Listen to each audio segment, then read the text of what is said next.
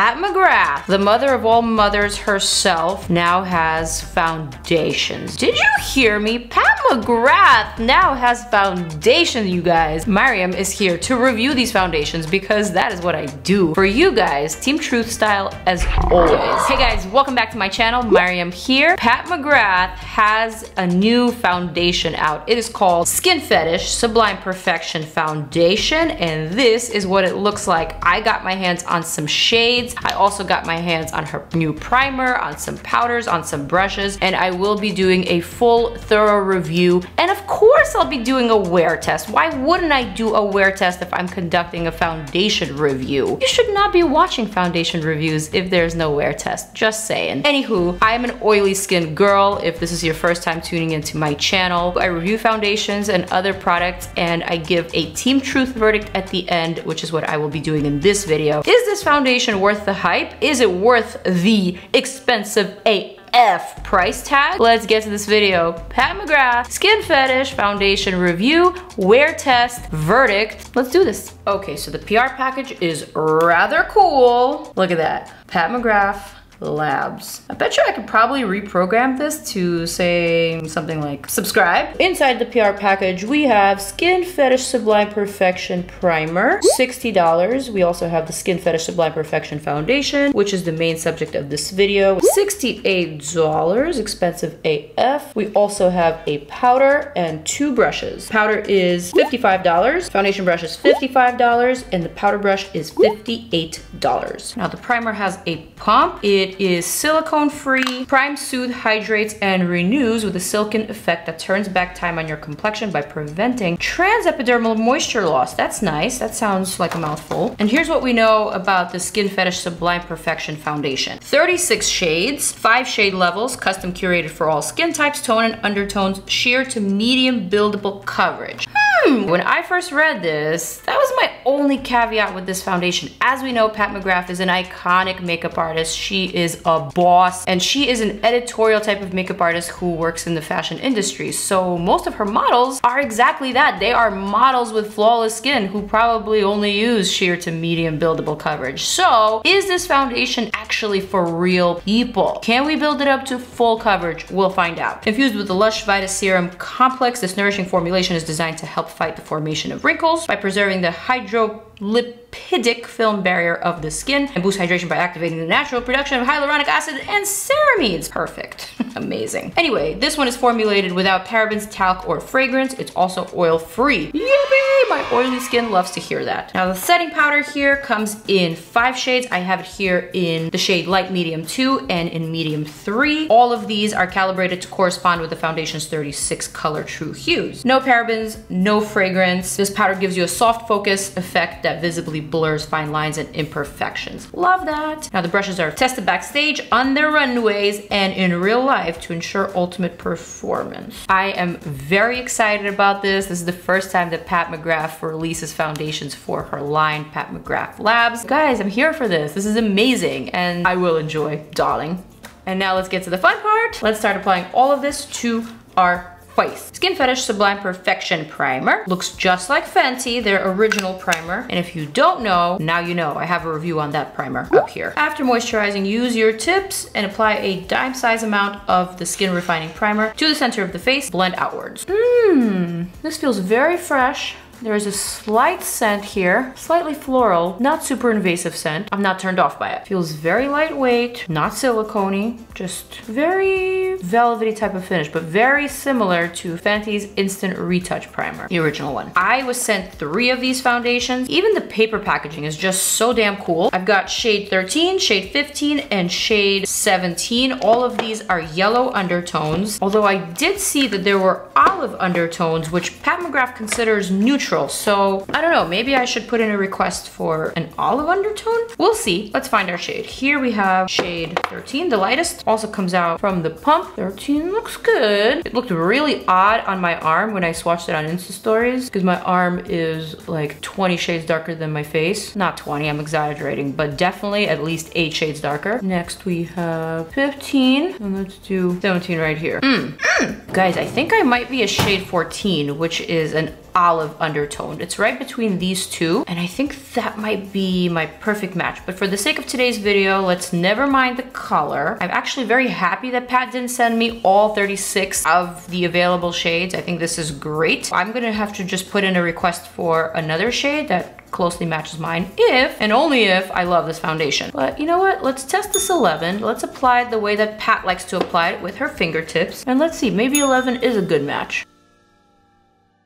Definitely very sheer, but pretty. I can see it perfecting my skin. Shade 11 is honestly not bad. And when I say 11, I literally mean 13. I kept on saying 11, but I don't have 11. I have 13, 15, and 17. You know what? For the sake of my thumbnail, I'm going to apply some 15. I'm gonna treat this as a second layer. I actually like the shade 15 a little bit better than 13. I think this one's closer to my neck, which is how I personally like to match my foundation. My neck doesn't get any sun, so that is my true shade. However, my face gets washed a lot, so I tend to strip the skin on my face of my actual color. So this is why I like to sort of color correct with foundations and make sure that they are matching to my actual skin tone, which is my neck, not my back. And now for a cute thumbnail face, shall we?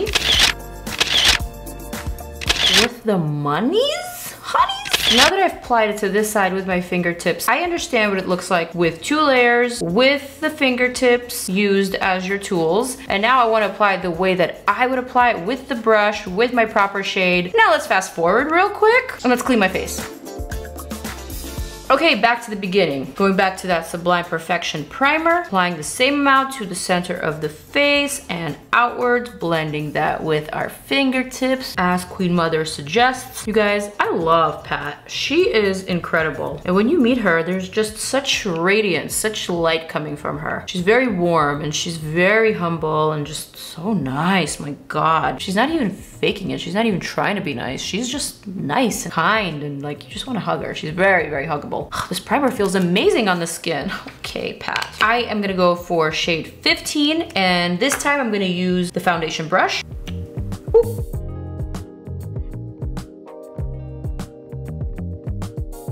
This brush is amazing, and it reminds me of my beloved IT Cosmetics Complexion Perfection brush. Very similar, but this one I would say is even more dense. Wow, very liquidy foundation. Definitely feels like it's a buildable formulation. Here is one very sheer layer. You could still see all of my freckles. My skin is a little bit red here. Not exactly sure why. Also gonna grab a bit of that light medium, kind of just add it to my points of interest and stipple this foundation for a little bit more coverage. Man, you guys, this honestly applies like a dream. My pores are definitely refined. They feel and look a lot smaller and a lot less noticeable. This foundation does not feel oily. One layer of foundation plus a second layer just concentrated to your problem areas looks pretty good to me, except I missed a spot right here. This definitely feels more like a skincare foundation hybrid rather than a foundation. Doesn't feel like I'm wearing a layer or a mask on my skin. Feels breathable. It feels air light. I am not mad at this coverage at all. Granted, I'm having a really good skin day, but man, I'm really liking what it's doing to my pores. I'm also liking the fact that I can play up my freckles if I want to, and the fact that this foundation is kind of sheer makes it easier to find a shade match because you can kind of play with it. And if you get close enough, you're still gonna get your skin shining through. I do want to test out a bit of the shade 17, so I'm just gonna apply that to the perimeter of my face where I would normally contour. I'm just gonna apply that with my fingers and blend it out with the brush. This brush is fire, you guys. I can tell immediately that this is gonna be my new favorite foundation brush. Sorry, Complexion Perfection. Guys, off the bat, I am very impressed with everything that I've tried so far. I'm not gonna do any more on the foundation. I'm just gonna go in with my Tarte Shape Tape real quick.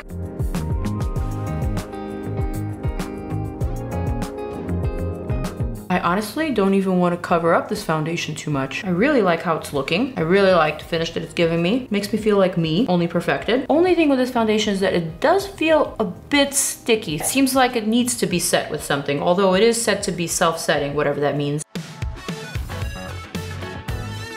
Shape Tape is too much concealer for this foundation. Like, I did not need to do all that to myself. I mean, this sheer coverage is a look. It's a mood, it's a vibe, and if you're into this vibe, then I have a feeling you might be into this foundation. Okay, moving on to powder. We have light medium 2 and medium 3. I'm gonna go for the light medium 2 only because I don't like color in my translucent powder. Probably can't tell, but there's a net here, but there's no dial, so you can cover the net. Although cool, a bit of an impractical packaging. Just gonna pick up a little bit and set my under eye as I always do.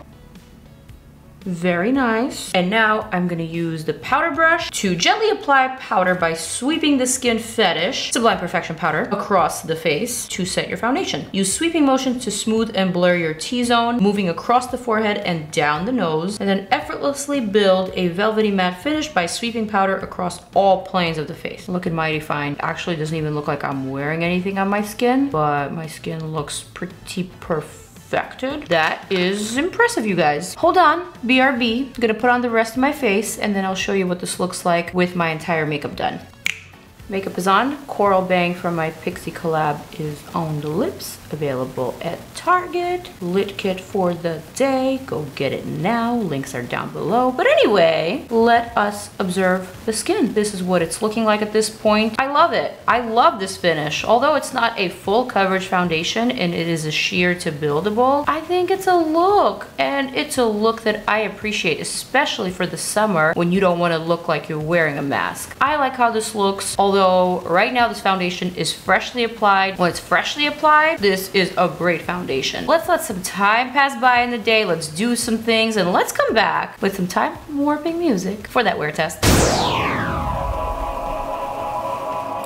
Welcome back to the video. So it's been about 5 hours since I put on this Pat McGrath Skin Fetish Sublime Perfection foundation onto my face. I know 5 hours is not 8 hours, but let's just say it's been a really eventful 5 hours. Yes, I've eaten, yes, I've drank, and yes, I've cried my face away because after I finished filming the review of this foundation, I went on to film another video, so I encountered some technical difficulties and also some personal difficulties, and as it so happens, Mercury is in retrograde, so I had a full-on meltdown. The good news is that I am totally fine right now, and even better, you can probably tell that although I had a meltdown, my foundation is still quite intact. I mean, yeah, I lost a little bit of foundation right here on the nose, which is understandable, but for the most part, I would say it's looking pretty good at this point. Yes, this is a sheer to medium to full buildable foundation for $68, almost $70. This is a pricey one, you guys, and it's not full coverage off the bat. It's not gonna give you that cement looking face that we sometimes want, but it is a beautiful finish. It does make your skin look a little bit more flawless, a little bit more natural, radiant, youthful, all of those good things. Do I think it's a little pricey for what you get? Yeah, especially if you're looking for a full coverage foundation, then you'll need 3 coats of this, so you'll be going through this very, very quickly. If you have great skin, however, and if you just want to perfect it, you need something that's lightweight, but still very beautiful and very breathable. I highly recommend this.